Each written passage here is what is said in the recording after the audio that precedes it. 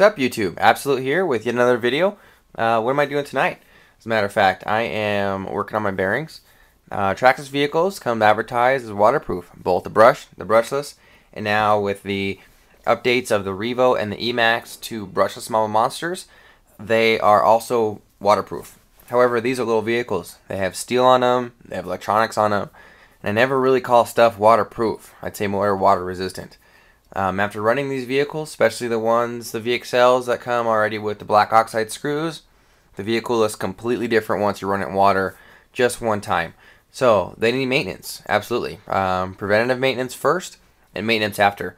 One of the things is being stainless steel screws. Here we have my blue Stampede. It's waterproof. It's got the Valenian system.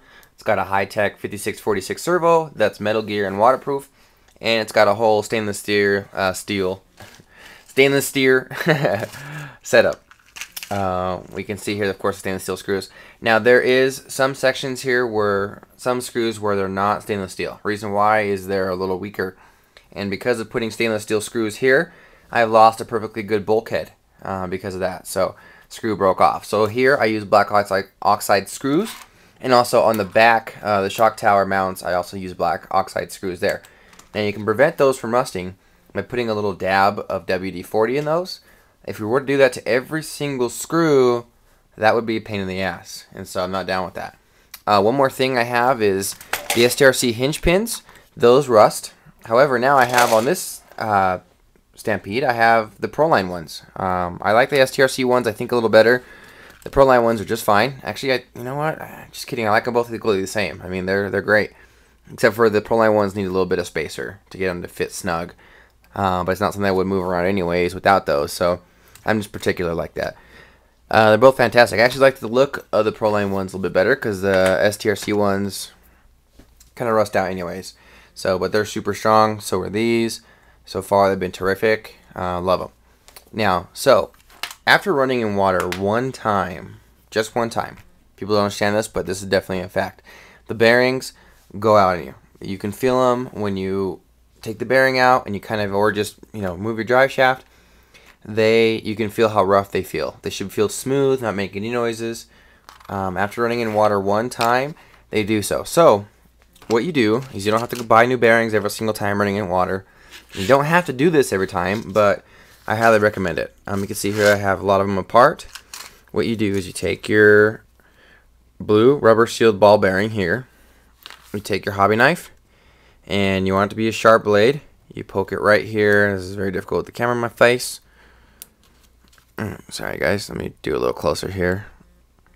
Just slide it right here inside the shield, and it pops right off, just like that. Shield pops off. There you go. You can see how dirty it is.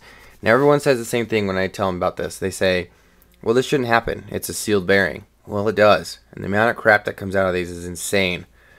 So I'll pop that one side off. I'll pop the other side off. It looks like this. And you can see the amount of rust and gunk that's in there.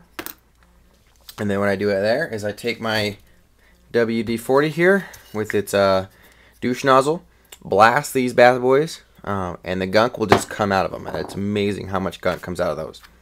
I have here an RPM bearing blaster that I purchased, but honestly I don't even know how to use the thing.